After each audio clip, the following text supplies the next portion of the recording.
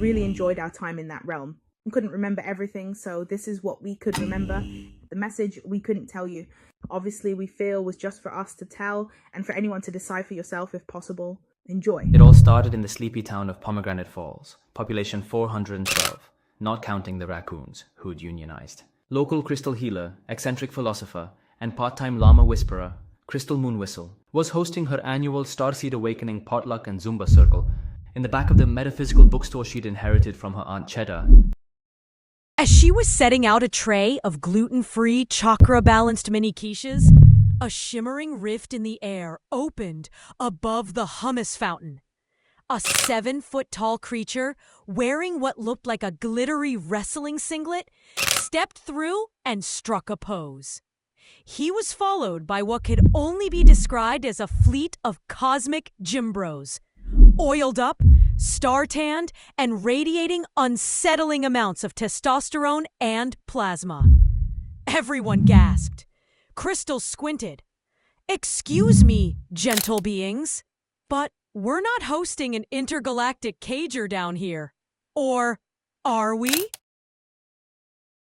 The lead alien, who introduced himself as Zargoth the Pile Driver from the planet Flexor 9, explained that actually Earth was accidentally registered as a neutral combat zone for the 32nd Annual Intergalactic Cage Wrestling Championship due to a clerical error in the Universal Energetic Coordinates. Someone had spilled kombucha on the Cosmic Registry tablet. Crystal, naturally, was intrigued. But why here?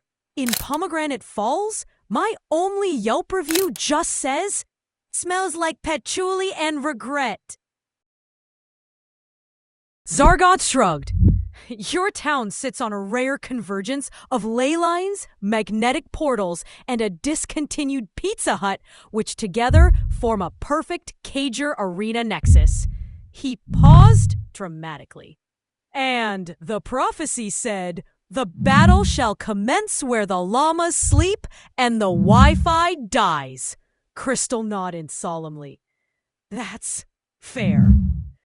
As the intergalactic cager commenced right there behind the self-help aisle, Crystal was made the honorary spiritual referee, a role that required her to chant affirmations in Arcturian and occasionally smudge the ring with sage between body slams. One of the contenders, a serpentine being called Yolthur of the 7th Density, paused mid-fight to ask Crystal, "Do you think my inner child is sabotaging my 3rd chakra? Or am I just emotionally allergic to planetary rings?" Meanwhile, the townsfolk adapted surprisingly well. The mayor began selling intergalactic corn dogs. The local mechanic offered bodywork in both metaphysical and chassis-based contexts. A raccoon named Dennis became a surprise contender and crowd favorite. As the final match reached its climax, with Zargoth and Dennis locked in a cosmic suplex over a sacred grid of Himalayan salt lamps, the sky opened and a massive, glimmering mothership descended. A booming voice echoed, "Enough! The cager has gone on too long. It is time for the final revelation." Everyone held their breath. Even the llamas looked up. From the ship stepped a glowing figure. Inanna, the Star Queen of Hidden Wisdom, holding a clipboard and sipping kombucha. She looked around, unimpressed.